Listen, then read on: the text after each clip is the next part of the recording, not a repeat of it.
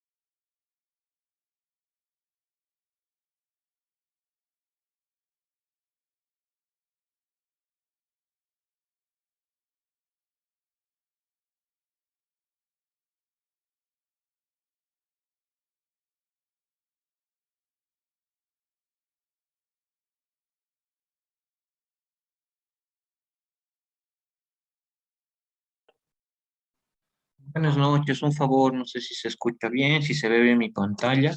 Si alguien igual puede confirmarlo en el chat, aunque sea, para poder dar inicio a la clase del día de hoy.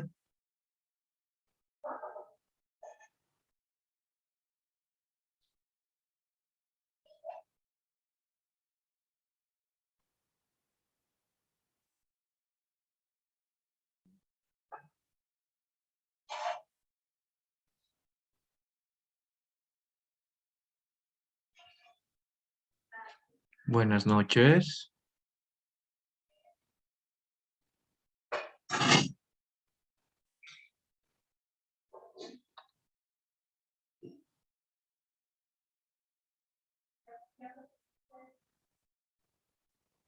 Ok, muchas gracias. Perfecto. Entonces vamos a dar inicio a lo que es la clase del día de hoy. Si recuerdan, pues nos habíamos quedado ayer hablando sobre la sobrecarga hídrica, ¿sí? Como esta presentaba múltiples complicaciones a nivel de diversos sistemas en nuestros pacientes. Entonces, lo que necesitamos ver a continuación son algunos datos que han sido estudiados durante diversos años. Como pueden ver, incluso la revista argentina de pediatría publicó en su momento lo que vendría a ser la relación entre la sobrecarga hídrica y la mortalidad de niños con shock séptico, perdón. Como pueden ver en la gráfica, en el lado izquierdo tenemos aquellos pacientes que han sido sometidos a una sobrecarga de hidroterapia, ¿sí? Son el conjunto de pacientes que han sido manejados de una manera especial, de una manera que, como hemos visto en las últimas clases, pues no ha sido la ideal porque hemos administrado demasiados líquidos y no hemos y no habían sido contemplados los requerimientos basales de cada paciente, ¿sí? Se vio que en los grupos que ingresaron a terapia intensiva, que recibieron un valor superior al 100% de lo que vendrían a ser sus requerimientos basales durante la reanimación o durante todo su estadía, su mortalidad se elevaba un 12%. Y a lo largo de todos los años se confirmó este dato. Entonces, por eso nosotros hoy en día utilizamos la siguiente ecuación, que vendría a ser la fórmula de Sutherland, ¿sí? Nuevamente, les repito, a nosotros los pediatras nos encanta muchas veces complicarnos con ecuaciones y demás, pero son porque debemos encontrarle cierta utilidad a lo que nosotros vemos con nuestros pacientes y encontrar formas más diversas de poder manejar de mejor manera cada medicación que administra, ¿sí? El porcentaje de sobrecarga hídrica es algo bastante sencillo. Solamente tenemos que ver lo que son los ingresos menos los egresos, dividido entre el peso por 100. Esta va a ser una de las pocas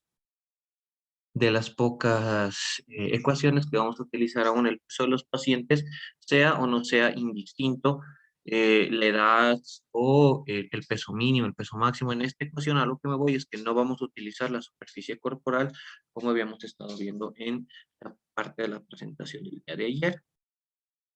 Entonces, como podemos ver, tenemos tres opciones, ¿sí? Que el índice de sobrecarga esté en 0, 5%, que sea superior a 5 hasta el 10% y mayor al 10%. ¿Qué es lo que debe llamarnos la atención? Es un incremento en lo que vendría a ser este valor mayor al 10%. Cuando tenemos pacientes que tienen un índice de sobrecarga superior a este nivel, pues decimos que se eleva su mortalidad tremenda. Y de hecho existen estudios que hablan de que valores superiores al 25% pues elevan la mortalidad casi un 50%, ¿sí? Ahora entiendo que muchos de ustedes me dirán, es algo bastante complicado pensar, porque para elevar un 25% prácticamente deberíamos dar de 5 a 6 veces por día durante más o menos el lapso de una semana los requerimientos basales de un paciente, ¿sí? Pero nuevamente recalco, usualmente este estudio se lo ha hecho en pacientes que salen de la terapia, que estuvieron internados ahí, y si alguna vez tuvieron la oportunidad de ver lo que es el manejo de un paciente crítico, pues las soluciones, el requerimiento hídrico y un montón de tratamientos en ese sentido elevan día a día lo que vendría a ser el requerimiento de líquido, ¿sí? Si ustedes, caso contrario, tienen un paciente que se encuentra en 0 y 5%, pues no tienen que llamarles la atención. La la elevación en cuanto a la mortalidad es menor al 0,1%. Y si caso contrario tienen del 5,1 al 10, que es muchas veces el blanco objetivo de todos los tratamientos en la terapia intensiva pediátrica en la actualidad, pues la mortalidad, si bien se eleva hasta un 5%, no es algo llamativo, ¿sí? Ahora, quiero que me entiendan bien, no estoy pidiéndoles, evidentemente, que no den soluciones a sus pacientes, no, sino que se debe valorar. Y si se dan cuenta, aquí hay un punto que tal vez no lo hemos hablado, es la solicitud del ingresos y egresos, ¿sí? Todo el día de ayer hemos estado, pues, valorando eh, eh, cuántos recibe, cuántas soluciones deben aportarse, pero eso debe ser registrado de la forma más precisa posible. Y vamos a ser más precisos en cuanto menos edad tenga el paciente, porque pequeños volúmenes nos pueden hacer mucha diferencia, ¿no? También tenemos otros casos en consideraciones especiales, tanto en pacientes cardiópatas, en pacientes con nefropatía. Entonces, de igual manera, tenemos que controlar su total de ingresos de tal manera que en la mayoría de los casos debemos obtener un balance neutro. En el único momento que ustedes pueden permitirse balances positivos es cuando han manejado la parte aguda de una deshidratación o un shock, ¿sí? Esto quiere decir que, por ejemplo, el paciente llegó en sus horas de emergencia y tras la evaluación de las primeras 24 horas, que vendría a ser una evaluación crítica, pues el paciente puede tener una sobrecarga alta, pero hay que considerar esto para que los días posteriores en los que ya en teoría, podríamos decir, el paciente no corre un peligro de vida alto, pues empecemos a reducir poco a poco sus líquidos para que su cuerpo tenga la capacidad de eliminar este excedente, ¿sí? Nuevamente, volviendo un poco atrás, recordemos, la sobrecarga va a afectar a básicamente todos los sistemas del cuerpo de nuestros pacientes. Y como les había mencionado hace dos clases, pues una de las principales causas de sobrecarga y de alteración del sodio son el mal manejo de soluciones. Entonces, ya sea tanto en la elección de qué tipo de solución administramos a nuestros pacientes, como el volumen administrado, ¿sí? Espero que una vez concluida esta clase y pues todo lo que vendría a ser estos módulos, espero que todos ustedes tengan por entendido que el manejo de líquidos en el paciente pediátrico no es difícil, pero sí debe ser minucioso y debe captar la mayor de sus atenciones. Ahora, también como había mencionado, pues tenemos que considerar algunas situaciones especiales. Es muy probable que ustedes no manejen de manera directa muchos de estos pacientes, pero también puede ocurrir que en algún momento durante una emergencia, que la mayoría de ustedes pues son la primera línea, lleguen a atender a estos pacientes en un estado crítico. Y hablamos de, en esta etapa, lo que vendrían a ser los pacientes con enfermedad renal, ¿sí? O que ya hayan sido, que estén con oligonuria, que va, digamos, a clasificarlos para que ustedes me entiendan como los enfermos renales crónicos. Lo que tenemos que comprender es que nuestro objetivo en estos pacientes es la eubolemia. Ya hemos aprendido en las últimas dos clases cómo identificar si el LEC se encuentra contraído, si el líquido intravascular está disminuido y qué datos clínicos nos va a dar esto. Entonces también ya conocemos cuáles son los requerimientos basales de estos pacientes. Que no se olviden, ese requerimiento basal es para que su cuerpo funcione con el requerimiento, con las actividades básicas mínimas que necesitan los pacientes. Entonces, tenemos que tratar de controlar que estos tengan este nivel de eubolemia, ¿sí? Aquí hay algo que deben tomar muy en cuenta, que es que en ausencia de pérdidas patológicas, esto quiere decir, no tiene diarrea, no está con fiebre, no se ha desangrado, no ha tenido una cirugía, un abdomen agudo, etcétera, etcétera. Todas las causas que ustedes pueden imaginarse que puedan llegar a deshidratar a los pacientes, solamente se van a reponer como aporte las pérdidas insensibles, ¿sí? El enfermo renal solamente necesita este aporte, ¿ya? Porque no olviden que dentro de nuestro manejo metabólico, dentro del proceso del ciclo de Krebs, nosotros generamos agua, que la denominamos agua metabólica. Entonces, eso llega a ser el requerimiento basal que tienen los pacientes y pues solamente deben, en lo que nos queda tocar, es estas pérdidas que no pueden ser cuantificadas, que no pueden ser equilibradas por el medio, debemos aportar. ¿Cuánto van? Pues aquí vemos que las pérdidas insensibles son de 400 ml por metro cuadrado por día, ¿sí? Si recuerdan los ejercicios del día de ayer, por ejemplo, teníamos un paciente de 27 kilogramos en el que su superficie corporal, perdón, era 1.1. Entonces, se podrá entender que, por ejemplo, para este tipo de pacientes será un aporte de 400 ml al día. Evidentemente, en papel suena algo muy fácil de realizar, pero en muchas ocasiones, si ustedes lo ven en físico, pues 400 ml viene a ser como una taza normal de líquido y pues para ustedes podrían pensar que es muy poco líquido para administrar, pero si ustedes sobrepasan este requerimiento, pues evidentemente van a empezar a notar que el niño tiene datos de sobrecarga. Los enfermos renales se hinchan demasiado, tienen edema palpebral, edema de miembros inferiores. Y evidentemente sí se puede llegar a ser comprensible porque el enfermo renal crónico en la etapa pediátrica, pues obviamente tiene un fuerte componente psicosocial. Es muy difícil a un niño de 3 años prohibirle comer cuando tiene sed, tiene hambre, porque evidentemente estos niños tienen este mecanismo, pero por otra fisiopatología. Y a pesar de que ingieran cantidades y cantidades de líquido, pues van a seguir con este estímulo. Sin embargo, nosotros debemos cuidar ese balance neutro que tenemos, ¿sí?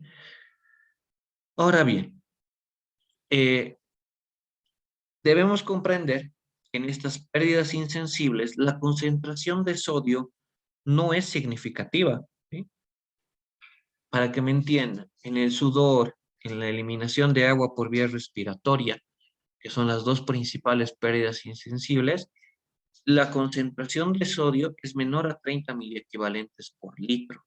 Entonces, no es necesario en este sentido reponer este tipo de solutos con soluciones hiperosmolares, ¿sí? Puede ser agua libre, que ustedes la conocerán si el paciente tiene vía oral, pues solamente hidratación, o netamente dextrosa.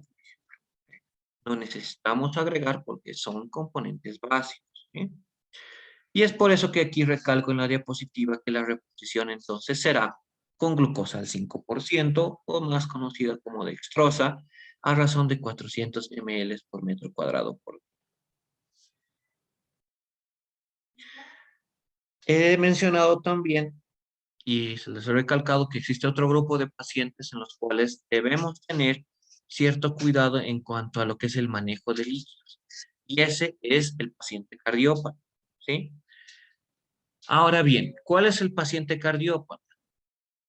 Si ustedes fueran residentes de pediatría o estuvieran en su formación, evidentemente sería un poco más exquisito y les diría que ustedes tienen que poder identificar clínicamente cuáles son las patologías de alto flujo pulmonar, ya que son estas las que no se debe sobrecargar al paciente y se debe tener mucho cuidado.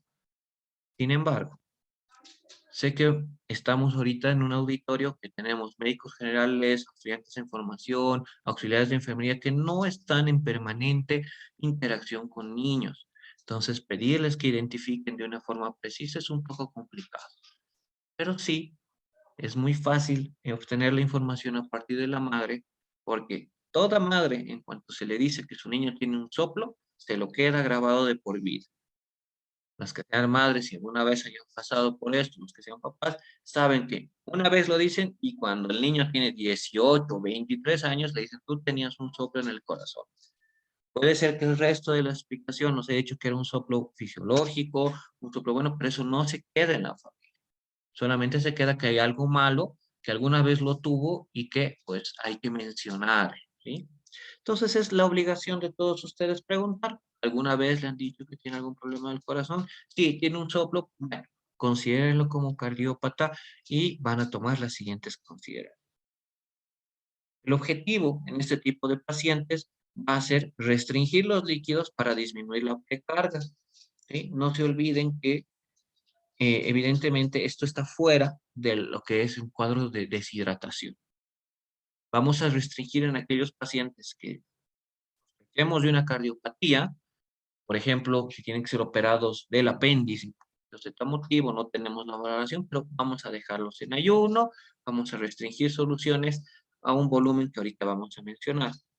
Esto sale, si recuerdan bien, de lo que es el manejo del paciente cardiópata deshidratado, ¿sí?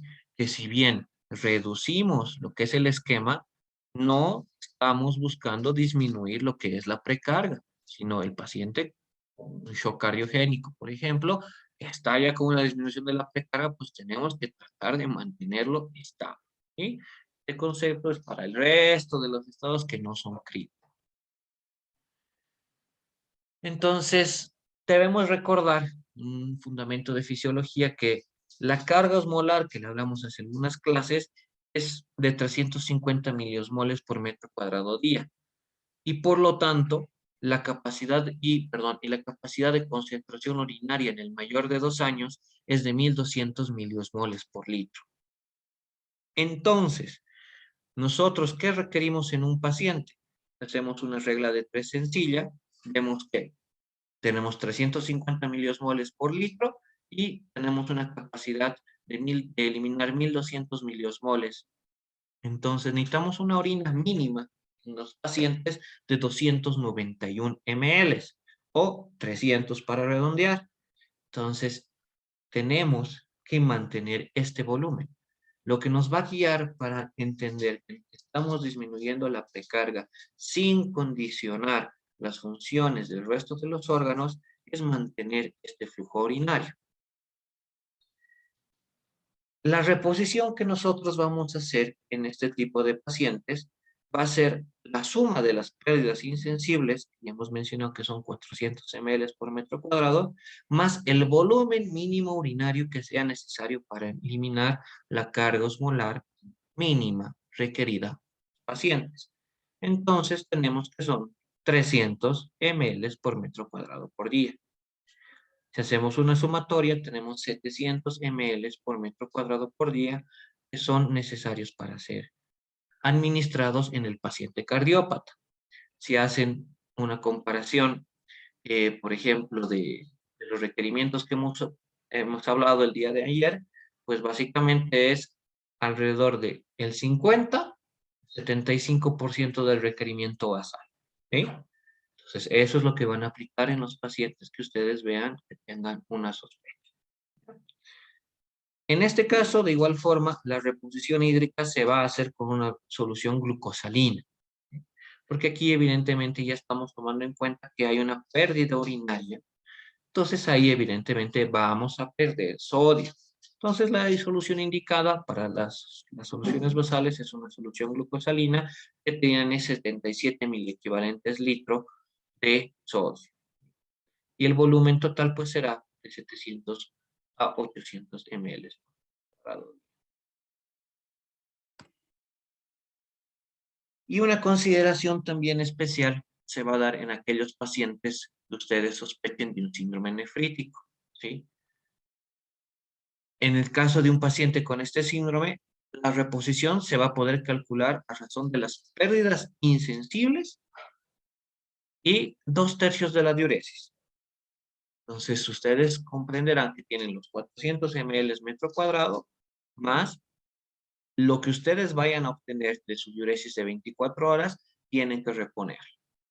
Obviamente, si ustedes quieren jugar un poquito más con los volúmenes, si el paciente les pide, pues para eso está el control estricto de eliminados.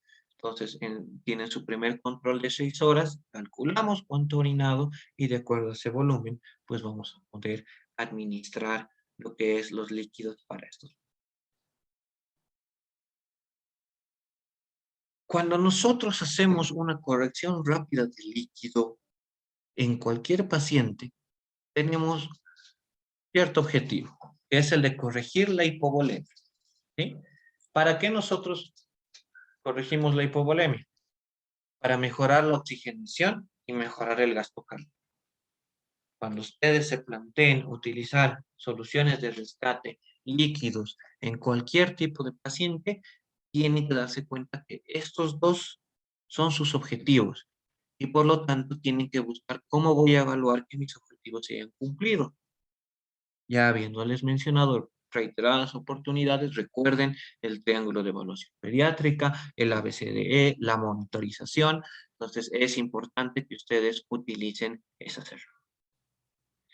Y siempre que ustedes necesiten una corrección rápida, pues se debe considerar primero la severidad de la enfermedad para que nosotros sepamos cuánto volumen vamos a administrar a estos pacientes, qué comorbilidades tiene, de las mencionadas, cardiopatía, nefropatía, y un punto más a considerar, el paciente desnutrido, que es un poco más prevalente en nuestro país, y evitar la sobrecarga.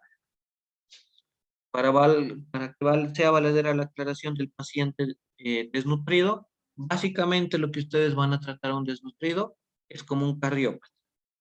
Van a utilizar solamente pérdidas insensibles más los 2/3 de la. Como conclusiones de esta parte que hemos estado varios días hablando, es que las soluciones parenterales, como todo medicamento, deben tener una indicación individualizada.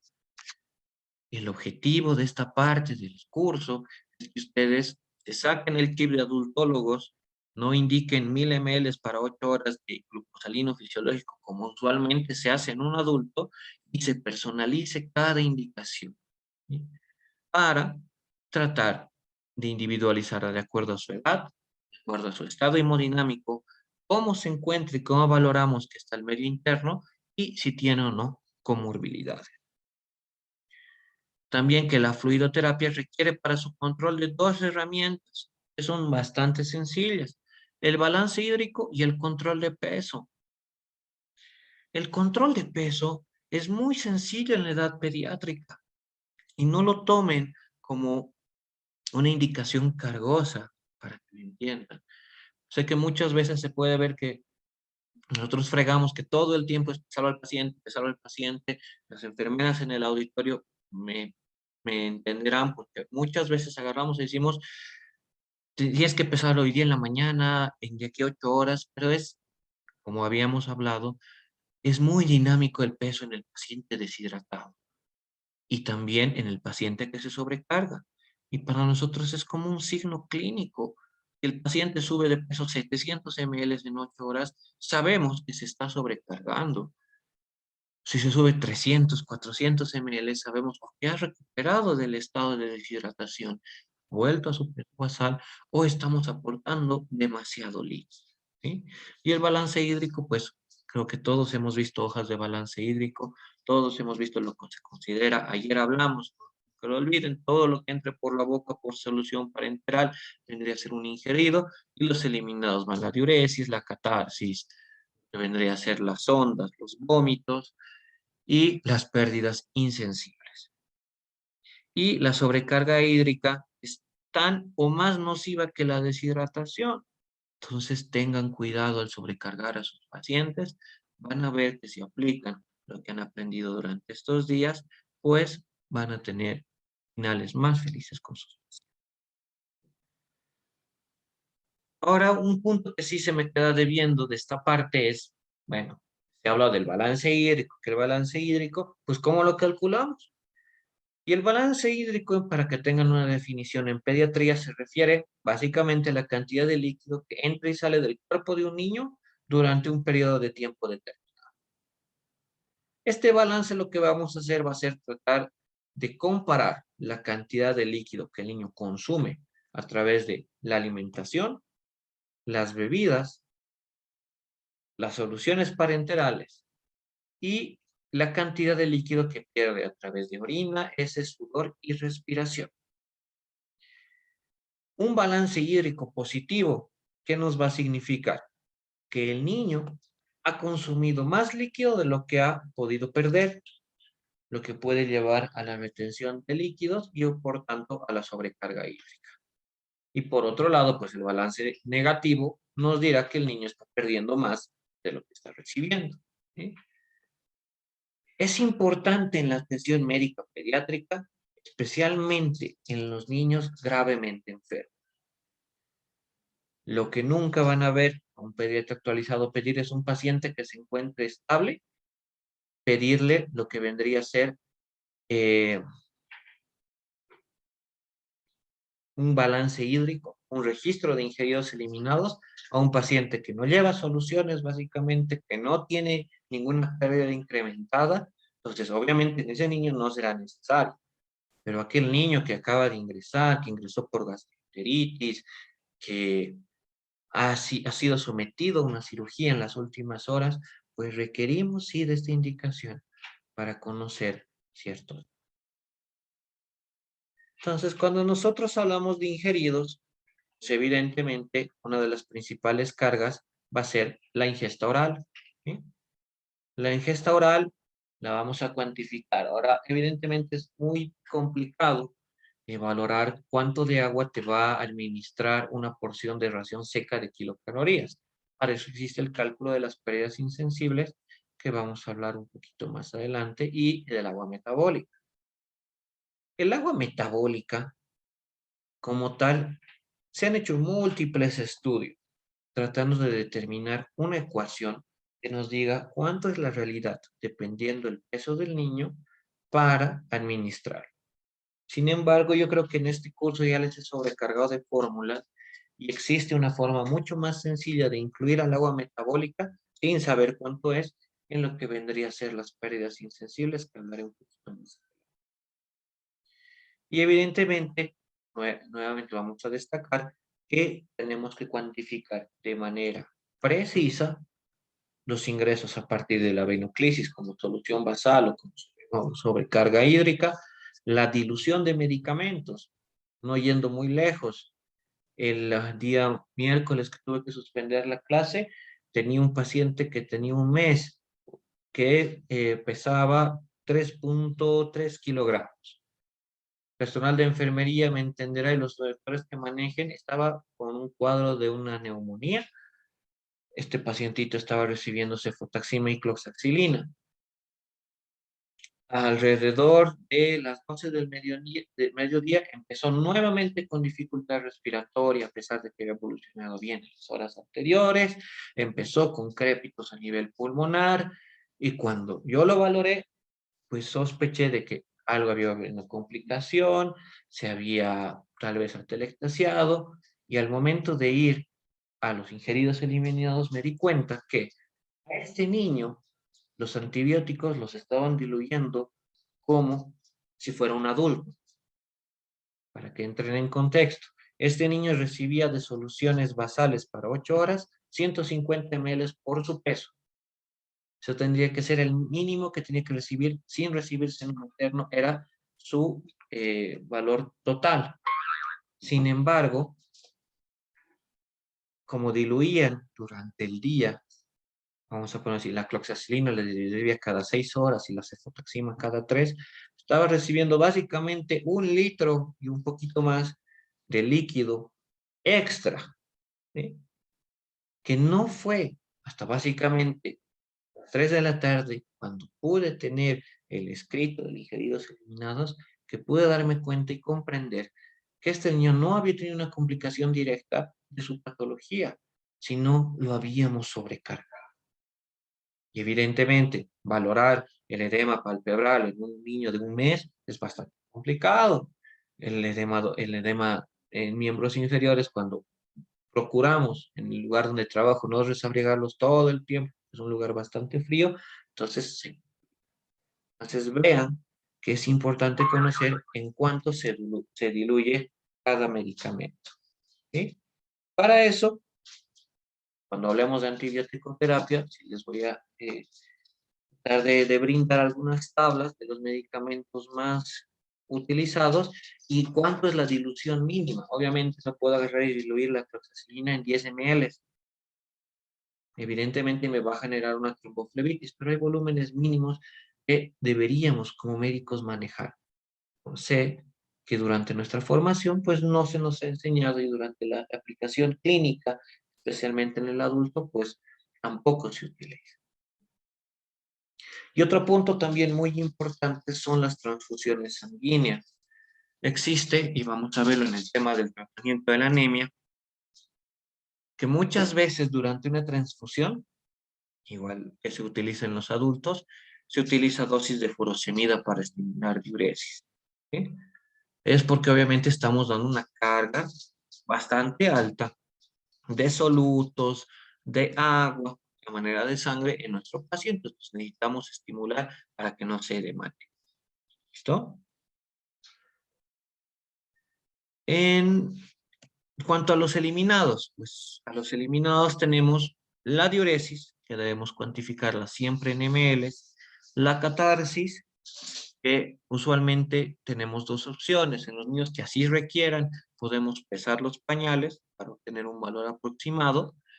Y en los niños más grandes, pues evidentemente tratar de pesar con una balanza y demás, de acuerdo a una chata, conociendo el peso anterior de la chata, para obtener el valor más cercano del porcentaje de heces. Sé que puede ser una exageración, pero en niños es muy útil. No se olviden, las diarreas son la segunda causa de mortalidad infantil y es parte, como hemos visto, del manejo, conocer cuánto volumen de heces está.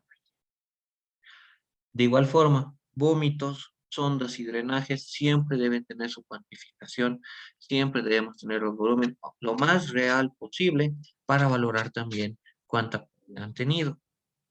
Y evidentemente las pérdidas insensibles, ¿ya? Las pérdidas insensibles son vitales para el manejo de estos pacientes. ¿Dónde se originan las pérdidas insensibles? En lo que vendría a ser la vía respiratoria, especialmente, y la piel. Ya hemos visto que por grado de temperatura se llegaban a perder alrededor de 100 ml por cada 0.1 grados de elevación de la temperatura. Entonces sí es muy importante. Bueno, el tiempo de esta sesión de Zoom ya está a punto de terminar. Entonces les voy a mandar el enlace para continuar con la clase. Les doy unos 5 minutitos también para que tomen algo. Les pido que traigan una calculadora, una hoja, porque vamos a hacer lo que de hacer los cálculos de la diuresis horaria, las pérdidas insensibles, que yo creo que es bastante útil para todos ustedes al momento de manejar sus pacientes pediátricos, ¿sí? Les voy a mandar, sí, les doy unos 5 minutitos para que listen todo y